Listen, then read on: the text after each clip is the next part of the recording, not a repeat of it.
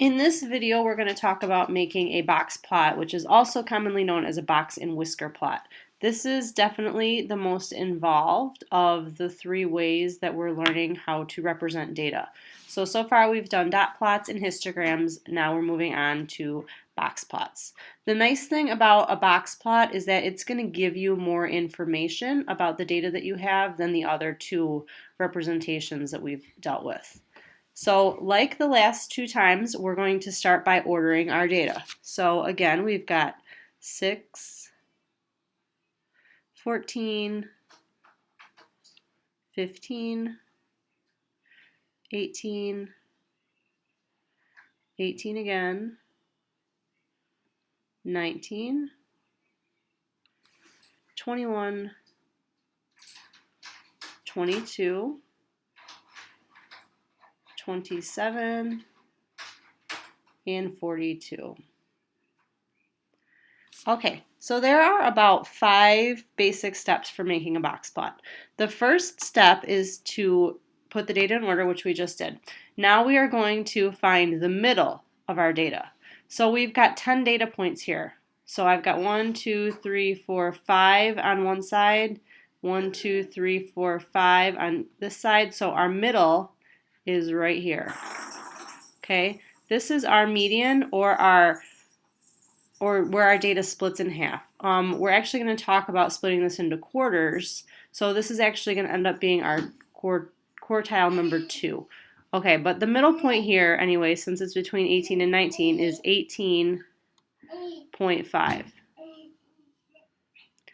All right, from here we're going to split the data again. We're going to split each of these halves now in half. So we've got 5 on each side, so the third number in is going to be the number in the middle. Okay, so that's where it splits in half again at 15, and it splits in half again here at 22. So what we've done now is we've split the data into 1, 2, 3, 4 parts. Okay, so we've got quartile 1 here. We're going to call it Q1 for short. The median, or the middle, is called quartile 2.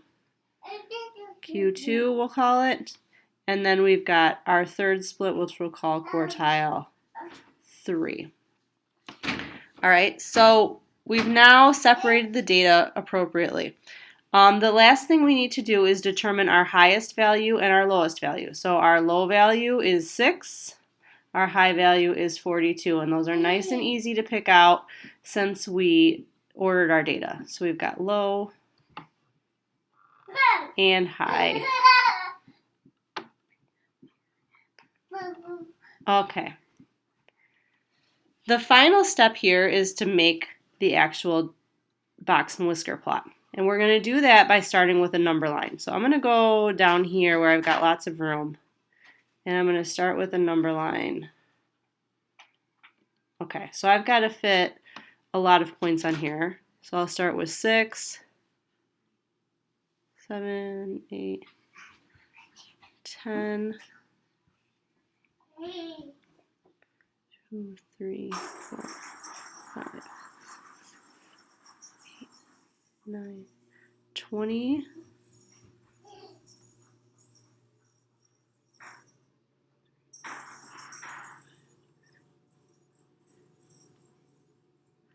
30,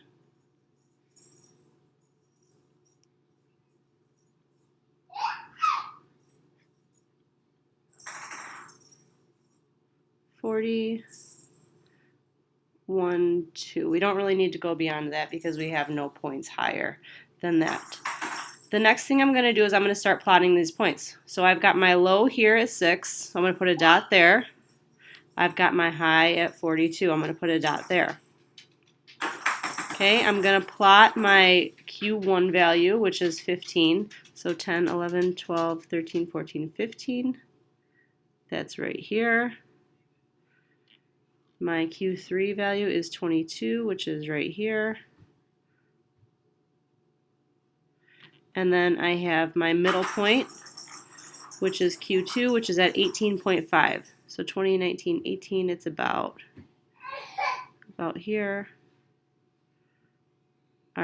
So you always want to have those 5 points in your representation. Now what we're going to do is we're going to put a box around our 3 middle points because this is where most of our data is. So the box is made up of your Q1, Q2, and Q3 values. Okay, those come down into your box here. The other 2 values just get connected with the whisker. And your final plot looks something like that. Mine's not beautiful, but it gets the job done. So basically what this says is that most of our data is here within this box. Okay, you can see that most of our numbers are in this middle portion where our box is.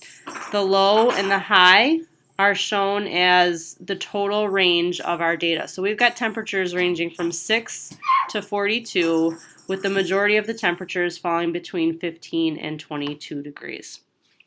So that is how we create and look at a box plot.